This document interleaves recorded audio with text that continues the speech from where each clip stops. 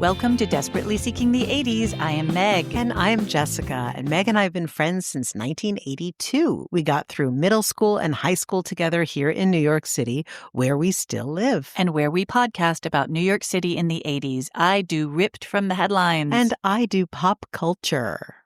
So I got a missive from somebody who worked closely on the pilot episode of Moonlighting. Get out of town. Diana.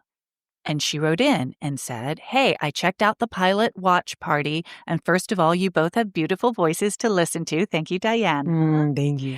I can understand how you can see it now with some cringe. But back then, it was so original and at times outrageous that we just laughed at some of the stuff that came out of David's mouth. The show was a modern take for the 80s of the Battle of the Sexes." I was like, right, I do now. When she said that, I was like, that sounds familiar, right?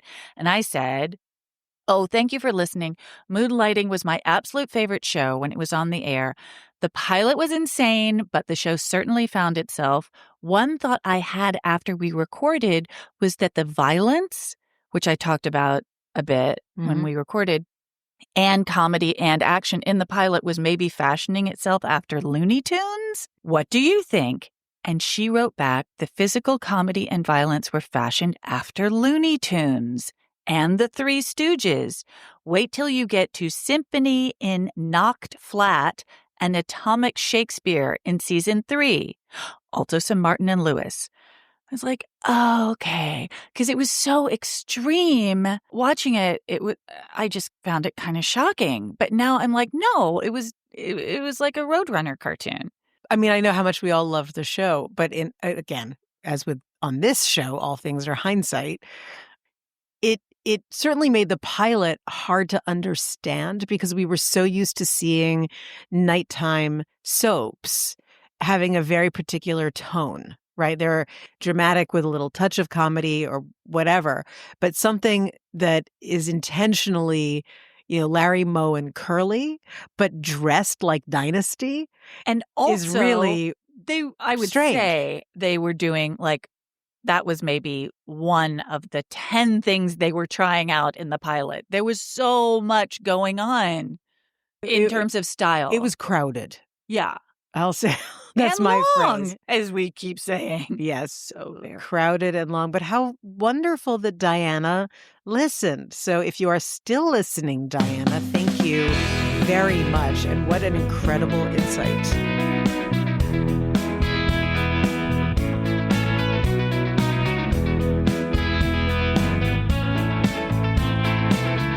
This is going to be an odd engagement question. Are they ever normal? Okay.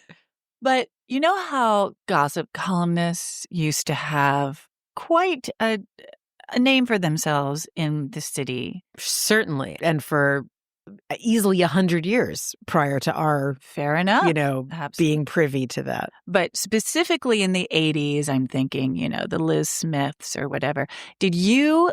And you were a kid at the time, and it would be completely inappropriate for you to be reading some of these gossip columns, but did you have any knowledge or access to them, to any of them? Well, I'll tell you what I really do remember, because in our household, there was only the New York Times, so there were no tabloids that had, it's only the Post and the Daily News that had gossip columnists, and some of the other smaller papers. But Liz Smith was on WPIX Channel 11 with some regularity. So I was really familiar with her. And she basically did her column on TV. And I don't can hear think, her voice. Yeah. And I don't think that it was sanitized in any way. It was just what it was. And she didn't do any of the blind items, like a certain bachelor is seen diddling a certain young lady at a certain none of that. It was gossip barely masquerading as news items, but that's how I can answer that question. Yeah, that's a great recall. Local news having a segment with a gossip column. Like many gossip columnists before her, she ruled what happened. She was the one who controlled a lot of what the society chatter was, not unlike Hedda Hopper in the 40s and 30s, I think, in Hollywood. Right.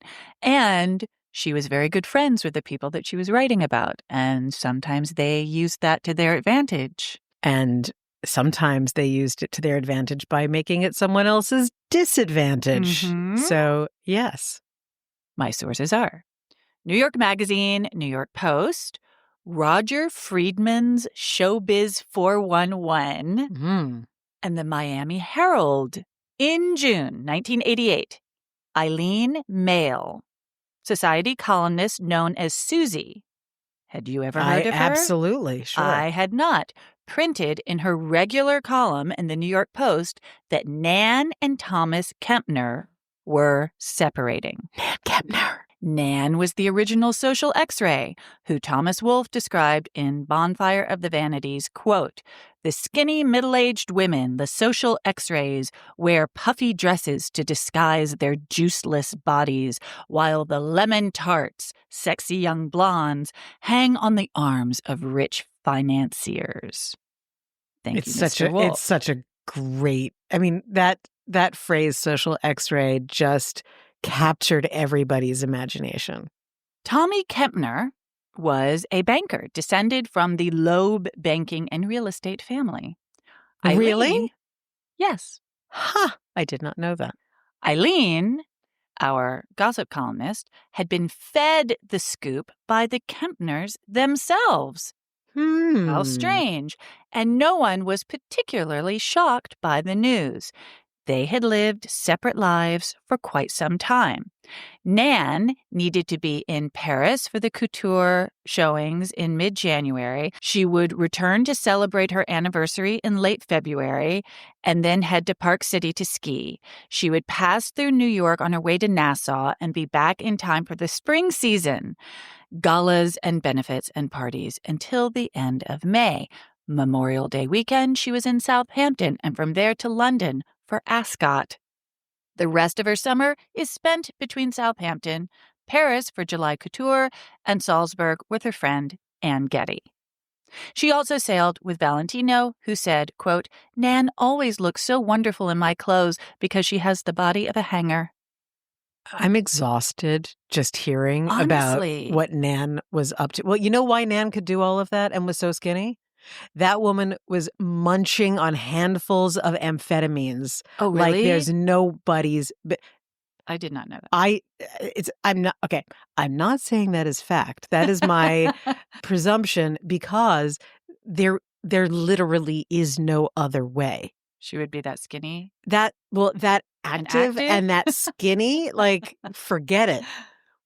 She would spend a week in Venice with her husband, Tom, pick up her July purchases in Paris, and be back in New York for the fall season, opening of the opera and the Costume Institute Ball, which we now know as the Met Gala. Thanksgiving is in Nassau. Christmas is in Vail. I mean, when is she ever in her Park Avenue apartment, one wonders. Tom Kempner mostly held down the fort in New York, but he wasn't alone.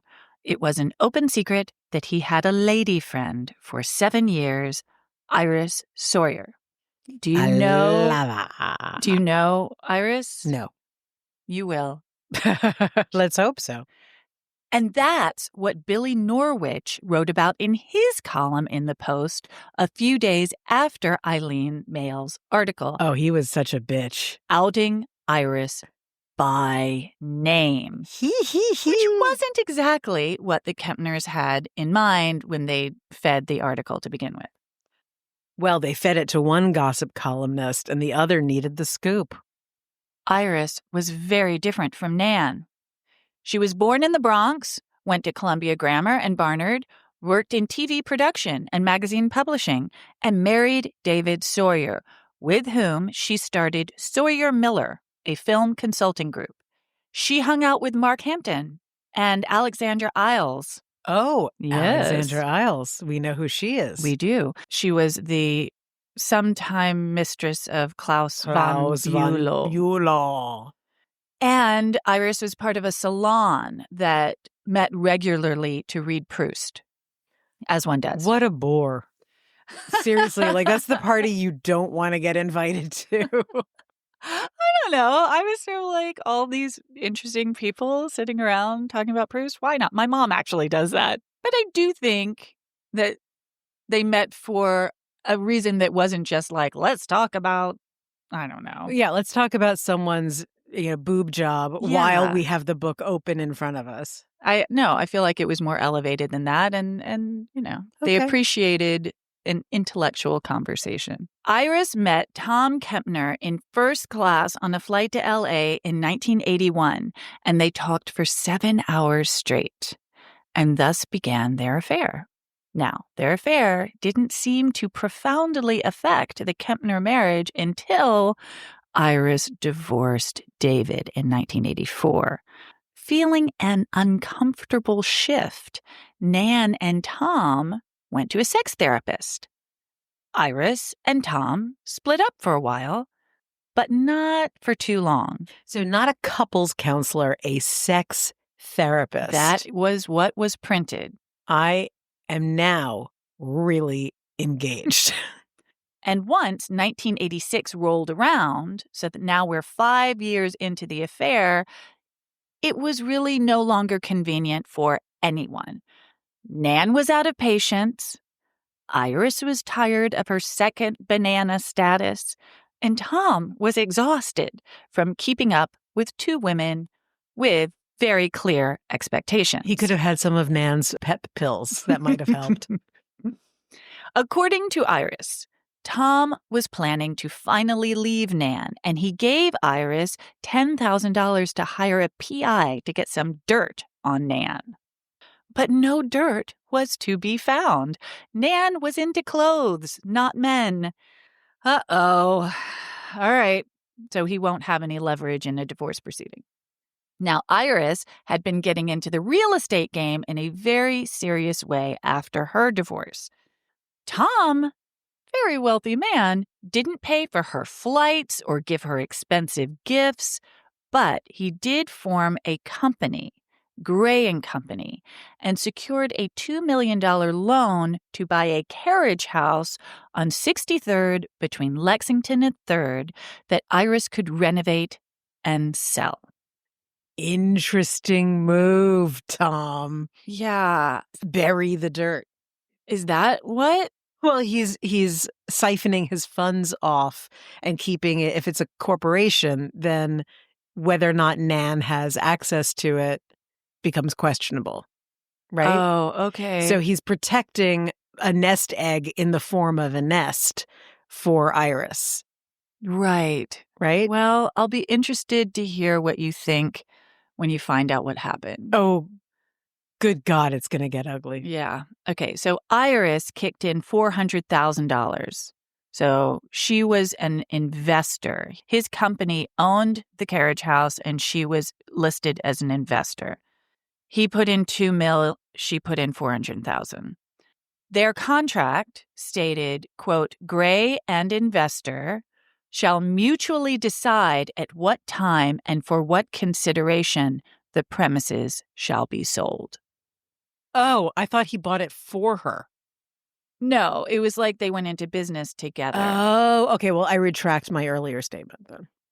It was incredibly bad timing to go into a business relationship because the affair was sputtering out. At some point, Tom decided he would remain married to Nan, and that the relationship with Iris was too consuming to maintain. Tom and Iris called it quits for good, and Iris started trying to find a buyer for the house. Okay, fine. Affair is over. Let's just sell this house and I can move on with my life, is her side of it. She rented out her own home to help finance the renovation and moved into a construction site. Buyers were not hard to find. There were a number of offers, including a fabulous one at $3.7 million. Not a bad flip. I'm feeling that Tommy was blocking all of these. Iris, totally elated, but Tom at this point, would not take her calls. Then he declined the offer through an intermediary. Iris started to panic. She was hemorrhaging money. She got the carriage house featured in Manhattan Inc., and another $3.7 million offer came in. Again, Tom rejected it without explanation. It was, by all accounts, a generous offer. Then, Iris found someone willing to rent it for $25,000 a month. What's the problem? If you're waiting to get an even bigger offer, Tom, can we at least rent it out? Tom rejected that as well.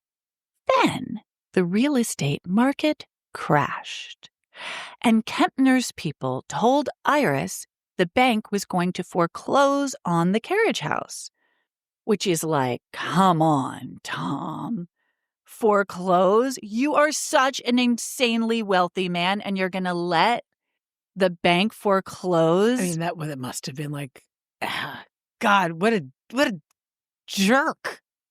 Desperate, Iris accepted a buyout of, brace yourself, $40,000. She didn't know what to do. She didn't have any. She was so cash poor at this point. 2 days later, Tom sold the carriage house for $1.7 million. Ridiculous. Huge loss. But he accepted that offer. As it turns out, the bank wasn't going to foreclose. Well, clearly not. Please tell me that she murdered him. A few weeks after that, Iris filed for bankruptcy. While she had been discreet during their 7-year affair, she had no intention of quietly slinking away, especially because she couldn't really afford to. And again, he could have just given her some money and she would have gone off somewhere. She was like, I'm over this. But nope. It was like he wanted to see her suffer. I don't know. Or someone wanted to see her suffer. I don't know. Lots of theories there. Were there theories about Nan? Yeah. Okay. Going like, okay, this is how we're going to handle this situation. Iris leveraged the only thing she had left, her story. She spilled the beans on the whole sordid affair, perhaps hoping that Tom, who until rather recently cared deeply about her, hoping that he would feel remorse or even guilt and just throw her a bone. But he decidedly did not. And his friends eagerly disparaged her publicly as crazy, unhinged, and possibly dangerous.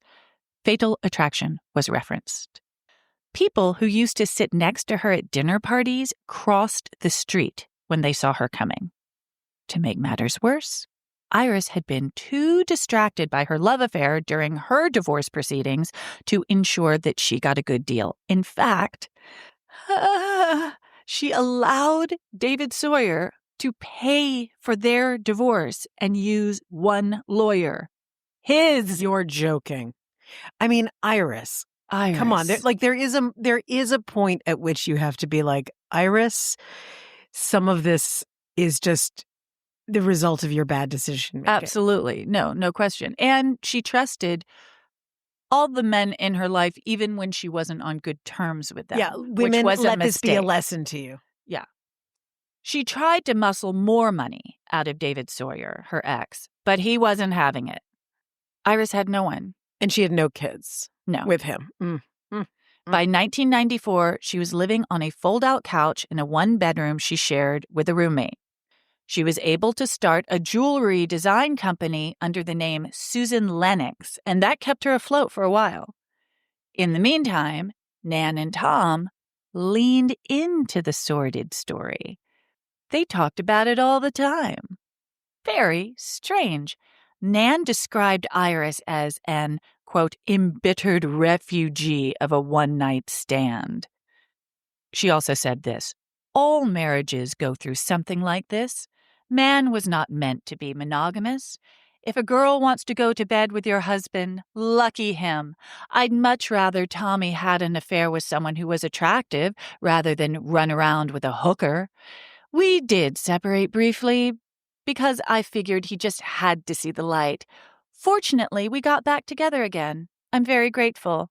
I've never liked being alone, even when I was a little girl. Imagine what it must be like after 30-something years of marriage to have to start over.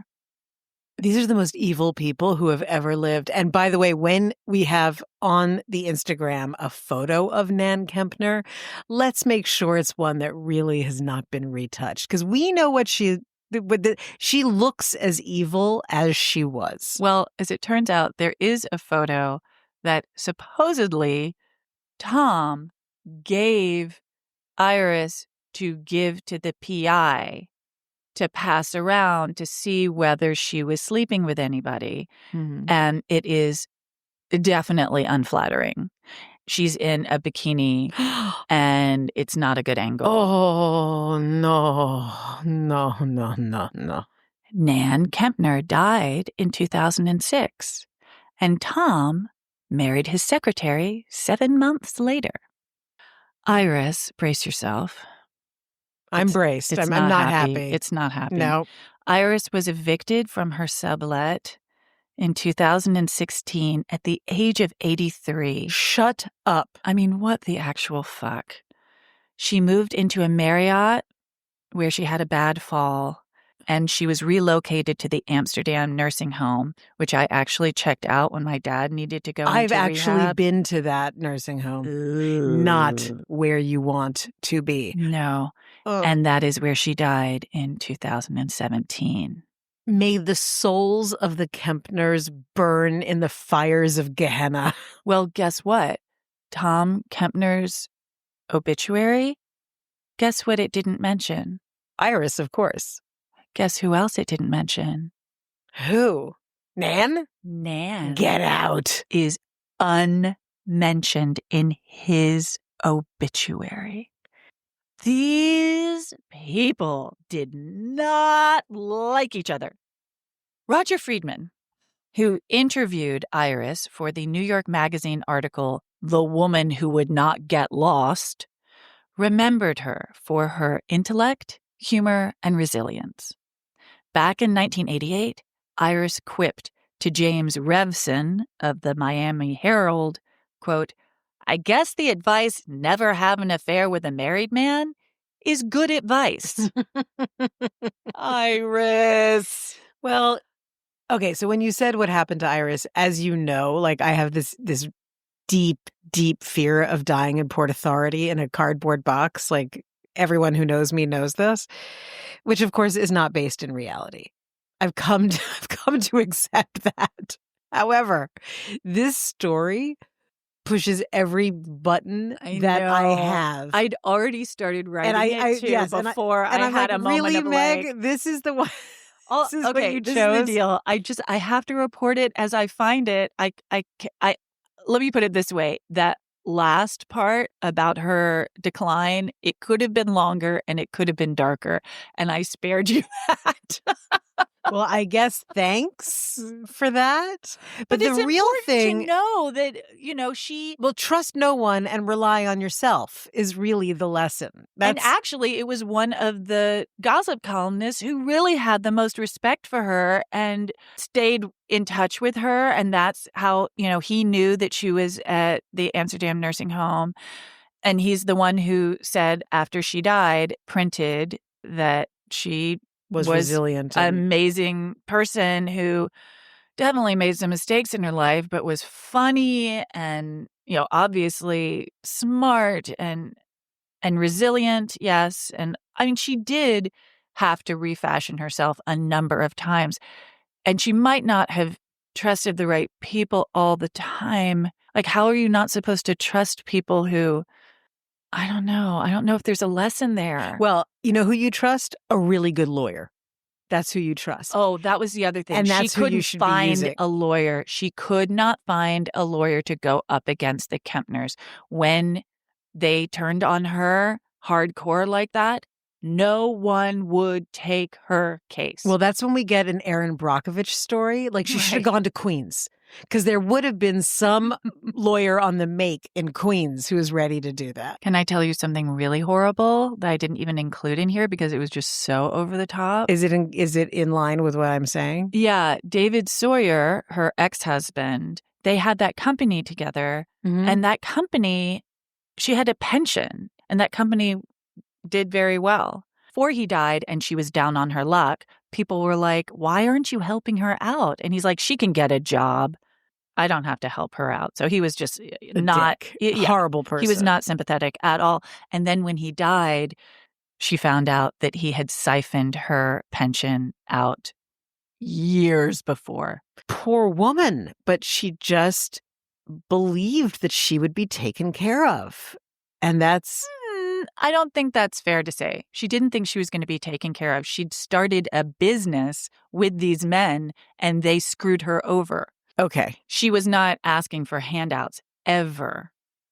She sunk everything that she had into the business she started with Kempner. All right. And he bankrupted her, we think, out of vengeance. So I'm going to amend my statement, which is... don't put all your eggs in one basket. Yeah. Iris. Poor Iris. And I mean, I guess if I print a picture of Nan, I should print a picture of all the people involved in this affair.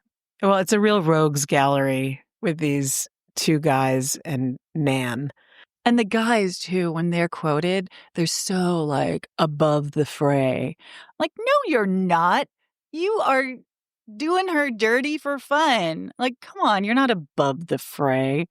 But so interesting, too, that the Kempners were like, actually, we're going to lean into this story and talk about it all the time. That's the ultimate in spin. You can't hurt me if I'm saying it myself. Yeah. I don't even know if they wanted to destroy her. They just wanted her out of the way. And this was that is one rumor. She was an inconvenience. Just go away. And because they didn't give a shit, the easiest way to make her go away was basically to kill her. Except that's what everyone was confused by. If they hadn't destroyed her, she would have gone away. It was the destroying of her that made her go, well, now I have to talk about it because I have nothing else to my name. Right. But once she did that, I'm saying there was even more need and desire to destroy her. That's when the real sliminess comes in, because it's like, now you're a pest and we're gonna sweep you out the door.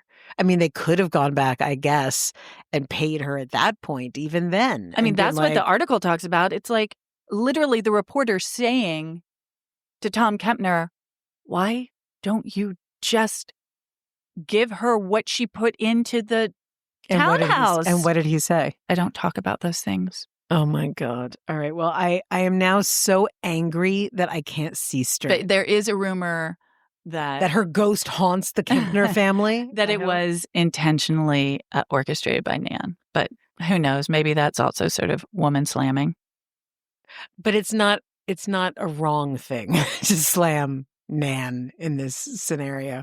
Well, thank you for this really, really interesting and completely distressing story.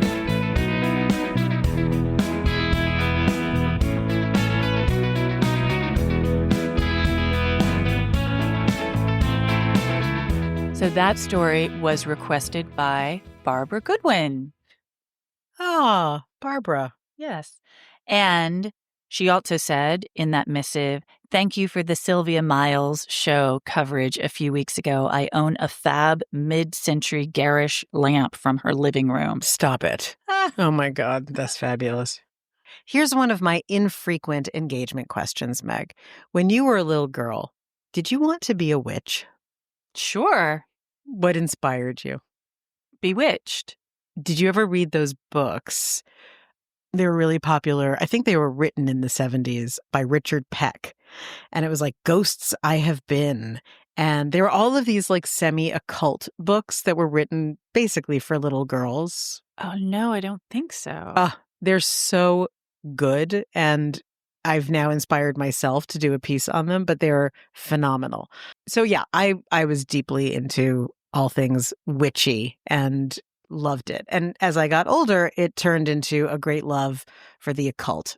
One of the things that really, really interests me is how right after World War I in New York City, and I think I've talked about it on the podcast before, but mediums were proliferating because so many people had lost sons in the war. It was particularly a big thing in England, but it was also a thing here. And, all things English become the rage here. So there were mediums who were just popping up out of every place. There was one medium in Philadelphia who managed to stump the editors of Scientific American because there was a contest that if you could prove you were a real medium, you won some huge cash prize. And of course, no one won it, but they couldn't disprove this one woman. Fun. Yes. So anyway, it was a really, really big deal.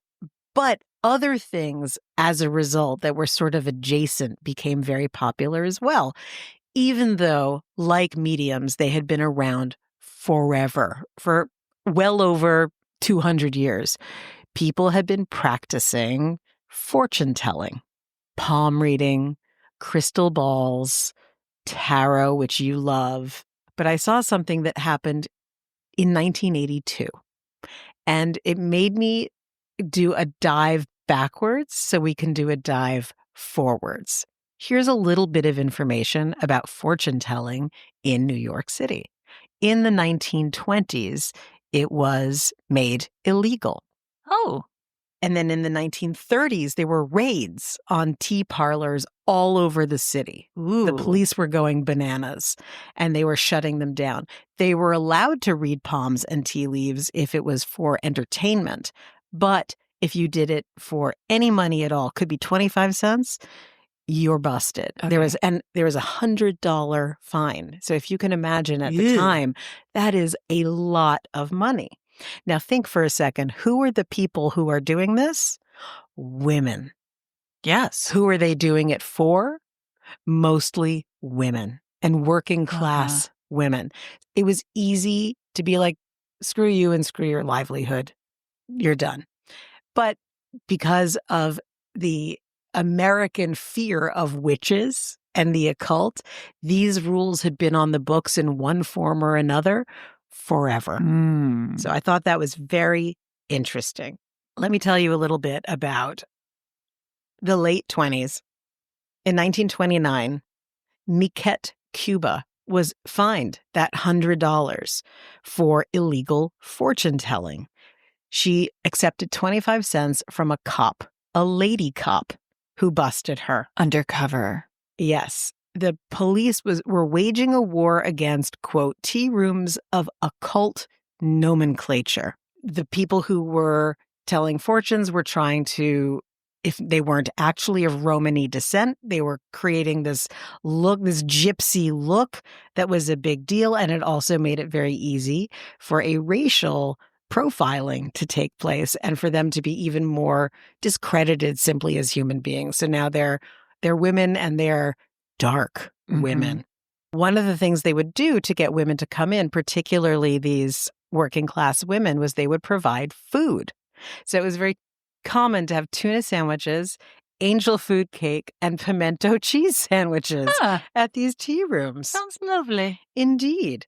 I said that it was for women only, but not quite. I found from July 31st, 1936 in the New York Times, an article that says fortune tellers demanding legal rights meet to nationalize prediction industry. Okay, so here's a little excerpt.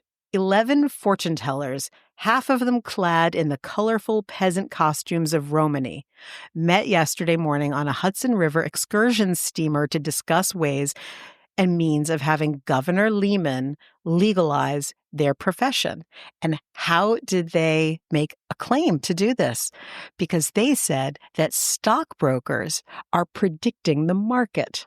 Clever. And so they were like, we're all in the prediction business. This article says in 1936 that part of the problem they're having is that, quote, they are still associated with witches and seldom command more respect than a horse thief. Remember, I said these have been on the books for a long time? Quote, under the statute of prediction in New York State, I can be fined and fingerprinted for telling fortunes openly. Now, where does that put those stock market predictors? I don't classify brokers as psychic, but they are definitely making predictions every day of the week. It gives a little description, and of course, it's making fun of them. So if it is a real thing that happened, but of course, the New York Times doesn't want to take it too seriously. So here's how they end the article. Rifts opened up in the ranks of fortune tellers when William Craig, an astronomer, declared that tea leaves held no scientific message, and Madame X objected. Rama, a Hindu, mentioned his belief that only persona of his race were truly psychic.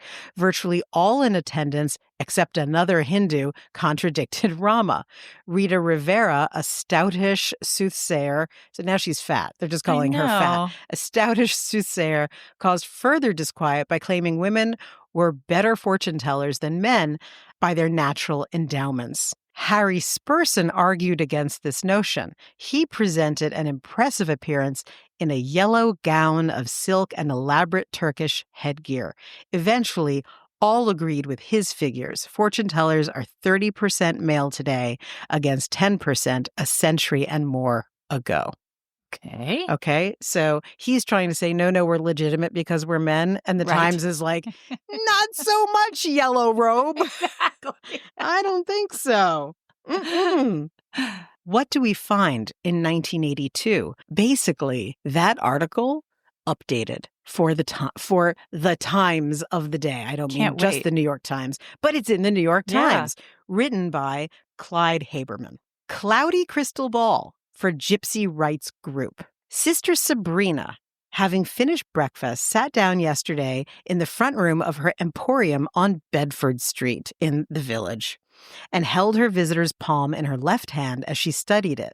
His work was going maybe okay, she decided, but perhaps all was not well in every other aspect of his life. Quote, I say one thing to you, gentlemen, she said, don't tell your business to nobody. Sister Sabrina was on duty, even though Gypsies Against Stereotypical Propaganda, GASP, a new civil rights group, had declared yesterday day one of a week-long halt to all readings of palms, tarot cards, and horoscopes. Nobody tells me, said Sister Sabrina. I hear nothing. Over Bleecker and Perry Streets, Ms. Ray was on the job, too. Excuse me, my friend, but you do not look happy in the face, is what she says to Clyde Haberman. All of this is very disappointing to JoJo, an organizer of the Gypsy protest.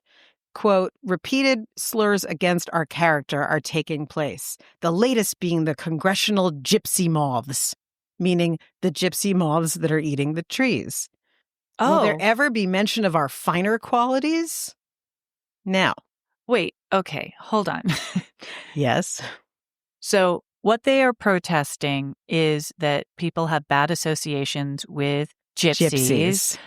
And the way that they are protesting is saying, we will not predict anything. We won't tell your fortunes. Okay, we're going on strike. Got it. Exactly. All right. Just double checking. I caught that. Now, here's the thing. JoJo, the king of the New York Gypsies, very pissed off about the gypsy moth situation, who started GASP.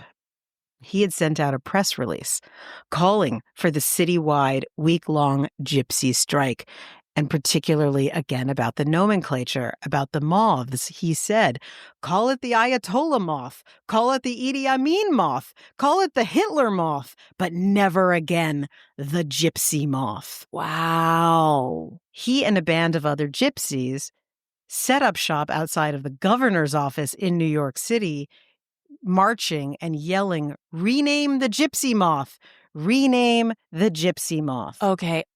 I just have to say, that is your biggest complaint? That's really interesting. What does a gypsy moth look like? I was assuming it was colorful. It's just a moth. It's just a moth. So it really is derogatory. Like it's called a gypsy moth because it eats stuff or something? Or Bad for trees. So says JoJo. Okay. However, this all sounds a little weird, doesn't it? Yes! It sounds weird. Well, guess why? Because JoJo was a performance artist Oh! named Joey Skaggs. Thank you, Joey Skaggs. And Joey Skaggs was part of performance artists who called themselves culture jammers, using the word jammers in the same way that CB radio users used it, which is for the illegal practice of electronically interrupting radio broadcasts. Yes. So culture jamming, by extension, is artistic terrorism directed against the information society in which we live. So they were creating, wait for it, fake news. Oh, God. And they were doing it satirically to bring it to people's attention that blindly believing whatever a newspaper tells you is probably a pretty bad thing. There's another artist group called Negative Land, and they were putting up all around the city grotesque caricatures of Oliver North, Edwin Meese, any other of the dark figures, just like is happening right now today. I went to an art gallery opening on Little West 12th to find J.D. Vance and Musk and Trump parodied in exactly the same way. Mr. Skaggs, back to JoJo, the non-gypsy. His art was designed to dramatize the inherent dangers of a media that uses photo ops and buzzwords. Sounds like memes, doesn't it? And hashtags. 2 weeks prior to his JoJo the Gypsy Boy stunt, he had another hoax called Coma Cocoon. Coma Cocoon was a cybernetic vacation service with a promotional letter that said it would give you, quote, complete relaxation while your imagination is guided to the destination of your choice. Not unlike what Tom Cruise's character opts for in Vanilla Sky. What does it do? So the idea is you're put into a coma, and into your brain is fed the fantasy of your choice. Oh, okay. That's your vacation. All right. That's what he was saying he could do. No, he can't do any of these things. But he's claiming to be able to do Yes, and people responded. They wanted to go into the coma cocoon, not unlike the people who wanted hair today. That was his other scam. It offered, quote, a ghoulish remedy for baldness, which basically provided you with a new scalp, which, by the way, if you think about it, coma cocoon is virtual reality, and the scalping is exactly what happens today with transplants. So Joey Skaggs was a little ahead of his time, but so were his compatriots. Negative Land.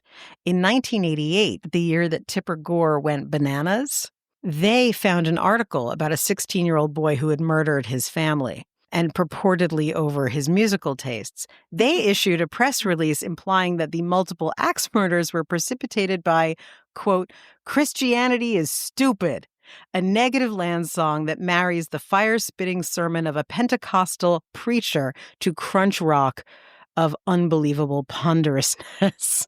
So they did a mix of a song? Yes. Using an actual evangelical preacher's sermon, and then they put a beat over it. Correct. Okay. And they even had a backing vocal that said, this is a monstrous joke. No one picked up on it. So back to Joe Skaggs, one of his other great hoaxes was that he claimed that hormones extracted from mutant cockroaches would cure arthritis, acne, and radiation poisoning. And worth checking He says, quote, when I did the roach vitamin pill hoax and sick people called willing to spend any amount of money, it broke my heart. I said, listen, I'm doing this to illustrate the people who say they have cures for certain diseases are charlatans.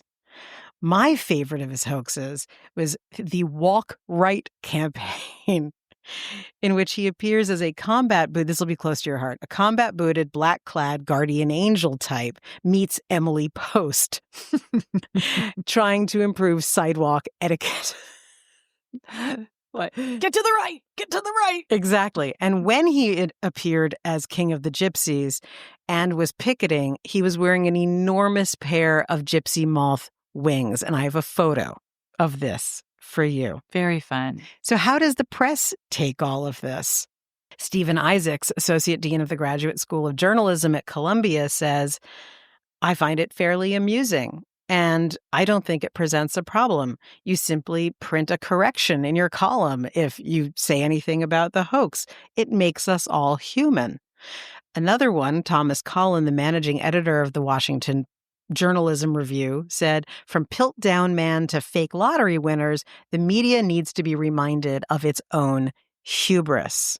Also, do a little research if you're a journalist. Seriously. Now, let's go back for one last second to the New York Times and who was responsible for this particular coverage of Jojo the Gypsy Boy. Well, let me ask, did they recognize Jojo the Gypsy Boy as a performance artist or no? They didn't get it? They did. No. Well, they eventually provided a retraction. Okay, but the original article took it seriously. The original article took it seriously. Clyde Haberman fell victim to the piece after speaking with Jojo on the phone. Unfortunately for Haberman, this was not the first time he had been taken in by a hoax. Oh, no. A good story, and had it publicly revealed. As a young reporter, Haberman was a stringer for the New York Times. He covered the Columbia School of Journalism graduation ceremonies and is said to have embellished his story with fictitious graduate awards that had sexual innuendos. He was fired and went to work for the Post. Oh. It's like you were sent down to hell. Do you think he's related to Maggie Haberman? Could be. He was eventually brought back to the Times and promptly fell for Jojo's gasp hoax. No. Clyde? Is his name Yes. Clyde? Yes. Oh, Clyde. So I loved this story more than I could possibly tell you because it linked this long history. I mean, there's a book, I don't know if you're aware of this, that is called The Witches of New York, and you can get it on Kindle, Amazon ebooks, whatever. But it is a guide to every witch in New York who you can visit. It's from the 19th century. Like a Yellow Pages? Yeah, but with reviews. So remember how Q used to be? It's exactly that. So it takes us all the way back into now, then to, what's his name? Joe Skaggs. But I think I told the story before, and I will just repeat it, that one of my favorite personal New York stories is my friend John from Kenyon dragging me to a West Village psychic who told me that I was very cursed, and for $900, she would remove the black cloud from over my head. I had a similar experience on Columbus Avenue. I think I was with Amanda. Yeah, we stopped. We had our palms read, whatever, but somehow I managed to, I gave her my phone number. Big mistake. Oh, no. And she started calling. You're joking me. And I didn't know what to do. I should have just told my parents immediately what I'd done, that she wanted all kinds of money. And it was a mess. It was sort of like if Dionne Warwick's psychic network called you. Right. That's very, very and scary. I remember it being a little threatening. Like, you said that I should light a candle for you, and I did, and so you owe me money for that. It was like that. I'm like, oh my God, go away. I'm 15. I don't know what to do with you. Funny enough, I went to a place. I should just have gotten an angry parent. That's it. And just it would have been over with. Exactly. Your father's indignation would have been sublime, quite frankly. When I was in London most recently, I went to a very famous occult bookstore called Treadwell's and had my tarot done. And I will share that with you because I recorded it, and it was really fascinating. Did you take a picture of the card? I did. And she started off by using a deck from 1849 that was not a normal tarot deck. And if I can find a photo of it, I'll show you that too. But it was great and good fun, and not in any way promoted as fortune telling. It was merely read your tarot. No other explanation. Read the tarot. I'm interested by the word read, though, I have to say. Like, because read it can be used in so many different ways. You can imply so many things from read. I'm reading you right now. Yes, yes. Well, because as you well know, that's like you need to do like 3 snaps down, right. I'm reading you. But her whole shtick, and I know that you are very familiar with this, is that the cards don't tell the future. It's up to the person who is doing the tarot reading, which is what it's called, to interpret. And the interpretation is the reading of the signs.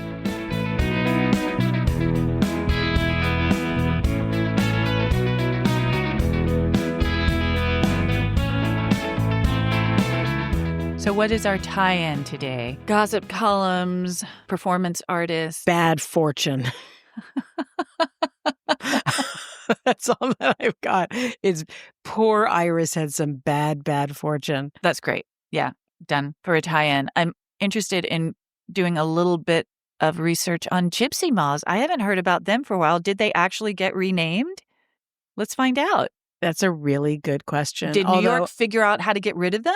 I don't think that they were the problem. Like, they weren't like the lantern flies in New York City. Not the equivalent. Okay. Gypsy Moths are like outside of the city. They didn't terrorize the city. I think he was just latching on to, it's Romany. We're not going to discriminate. And, very deftly saying, these are the buzzwords. These are the topics that are very easy to get people riled up about and get people behind it. But what I love about the Haberman piece is that even the actual gypsies had no idea. And they're like, fuck that. I don't care. Are you paying me?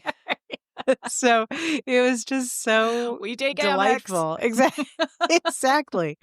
And of course, Haberman's trying to make fun of them when in fact, guess what? Dude. So, watch out who you're poking fun at. I don't know. We can look up what happened to the Gypsy Moths. Although I did find an article that talked about the renaming of Gypsy Moths. In the same paragraph, they were talking about renaming the Atlanta Braves and who are the Chiefs? You're asking the wrong person, but I know what you're talking about. Yeah, all of the sports games teams. Yeah. Where, they're like, hi, racist. This is color. We could also have a tie-in about trust. Yes. Don't trust the media and don't trust the media. Or if you're the media, don't trust your subjects. And if you're married to someone or having an affair with somebody, don't trust them. I hate to say it. I know that you hate to say it, and I'm so glad that you came over to my way of thinking. There can't be any sex or any money involved in a relationship where trust is on the line, in my opinion. And if you've got both involved, I mean, when I say trust, I don't mean trust. I mean blind trust. I really, let me make that very clear. If you try to go through life trusting no one, you're screwed. You can't. Miserable. You can't do that. But it's just about look after yourself. Make sure that you aren't open for someone who wants to do you harm. That's really all that it is. So is it about trust? I think it's more about self-care, really. Even Clive? Well, I think that I think it's Clyde. I think that, not double checking your sources as a reporter might be a little dumb. If it's too good to be true, double check. Yeah, guess what?